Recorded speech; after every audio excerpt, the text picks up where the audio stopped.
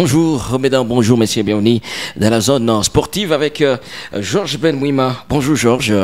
Bonjour Calvin, et surtout c'est un plaisir de revenir dans la zone pour parler sport. Ouais, c'est vrai qu'on va encore une fois revenir sur certaines actualités sur de nos léopards. Comment est-ce qu'ils évoluent déjà dans leur club? Oui, il y a certains Congolais qui sont en fait, en tout cas c'est les mots adaptés, puisqu'il y a d'abord Simone Banza qui est inarrêtable au Portugal avec son club de Sporting Praga après la Coupe d'Afrique des Nations où il n'a pas marqué un moindre but avec les léopards. Il est revenu tout fait tout flamme en club et malgré que son équipe a été éliminée en Ligue des Champions de l'IEFA mais également dans toutes les compétitions européennes des clubs.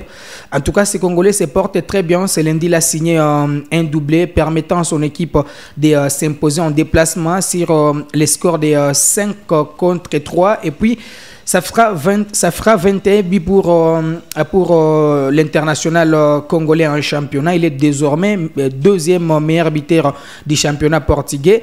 Mais s'il faut revenir sur toute la saison, dans toutes les différentes compétitions confondues, c'est déjà, je vois, 23 buts pour les Congolais, 5 passes décisives pour 25 titularisations. C'est énorme pour un joueur, c'est sa saison. Et on espère que la prochaine fenêtre de Mercato va en tout cas déranger avec les Congolais qui visiblement sera courtisé par plusieurs équipes. Donc il est obligé d'apporter un plus dans son équipe pour permettre à Sporting Praga de revenir en Ligue des Champions la saison prochaine. Et ils peuvent rêver cette qualification puisqu'ils occupent la 4e position au classement partiel. Donc c'est déjà une bonne nouvelle pour les Congolais qui veulent avoir leurs footballeurs rester au haut niveau avant les prochains rassemblements du mois de juin, puisque jouer contre le Sénégal, c'est un grand match. Jouer contre les Togo, ce n'est pas aussi un match à minimiser.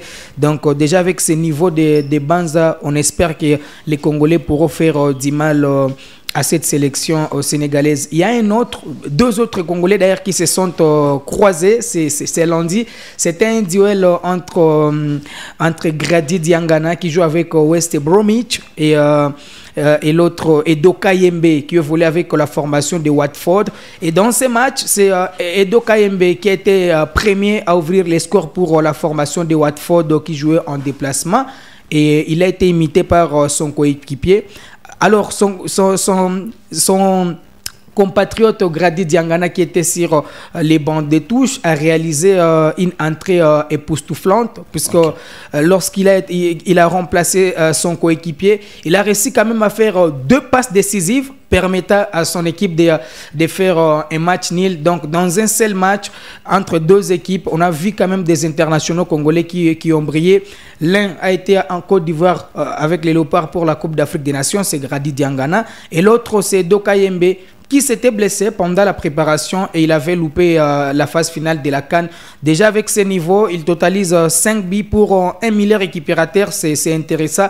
Et je pense qu'il pourra séduire Sébastien Desabre pour signer son comeback dans l'équipe nationale. Alors, aux côtés des bonnes nouvelles, il y a des mauvaises nouvelles pour les Congolais. Je vais parler du capitaine Chancel Mbemba qui s'est blessé avec son équipe de Marseille les dimanches dans les classiques du championnat français. C'était face à la formation du Paris Saint-Germain. Il est sorti sur blessure, mais jusque-là, on ne connaît pas encore les délais de son indisponibilité. Nous espérons que peut-être ça ne sera pas très grave, puisque les Congolais auront besoin quand même du demi-dié lors du prochain rassemblement. Même chose également pour la formation de Marseille, puisque dans ces matchs, on a compris que Chancel Mbemba est devenu le taulier de la défense de Marseille. Il a cédé sa place à la 50e minute et là, les scores étaient de 0-0. Juste après son remplacement, 2 minutes plus tard, Marseille a encaissé les premiers buts à la 53e minute avant de concéder un autre but à la 85e minute. Et au finish, Chancel Mbemba a suivi la défaite de ses partenaires sur les bancs de touche. Donc, nous prions les bons dieux afin que Chancel Mbemba puisse revenir le plus tôt possible dans son équipe.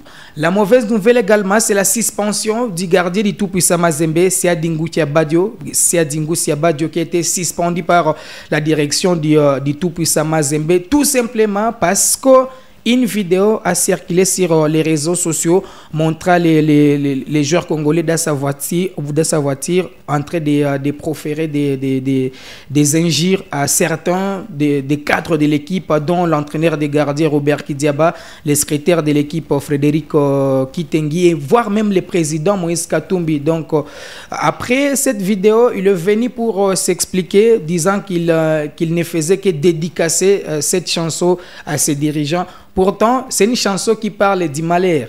Donc les gens ont interprété ça disant que donc, dans l'équipe de Mazembe, il y a certaines personnes qui veulent voir les malheurs de Siadi Badio. Pourtant, ça sera un coup dur pour lui, puisque depuis qu'il était en Côte d'Ivoire avec les Léopards, il est revenu en club et il n'a joué un moindre match. Donc aujourd'hui, l'entraîneur du tout-puissant Mazembe, les franco-sénégalais, Lamine Ndiaye, préfère désormais utiliser Aliou Fati, les portiers sénégalais,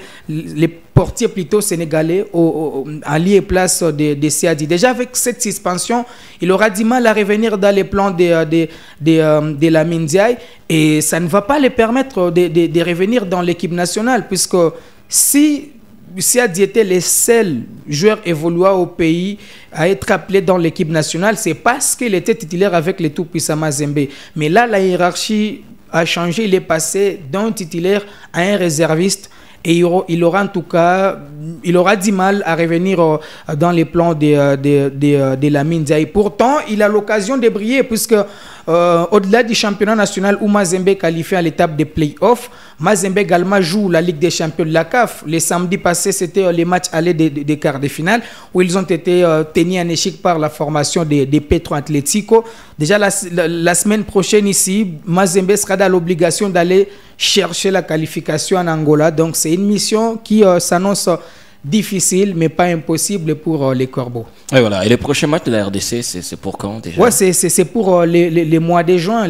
Déjà les 3, c'est contre le Sénégal, et puis les 13 contre les Togo. On n'a pas eu les rassemblements pour préparer ces deux matchs, mais il y a une sortie médiatique du ministre des Sports qui a rassuré quand même qu'avant ces rassemblements, les Congolais auront un stage au Maroc pour préparer ces deux matchs au cadre avec la 3e et la 4e journée des éliminatoires de la Coupe du Monde 2026. Merci Georges, un plaisir à partager ce petit moment avec toi. En tout cas, merci beaucoup Calvin. Merci à Mardoché qui était derrière cette caméra. C'était la zone sportive. Merci de suivre Georges Ben sur les réseaux, surtout sur sa page Facebook, pour avoir tout le détail sur les informations les informations sportives. Merci et on est ensemble.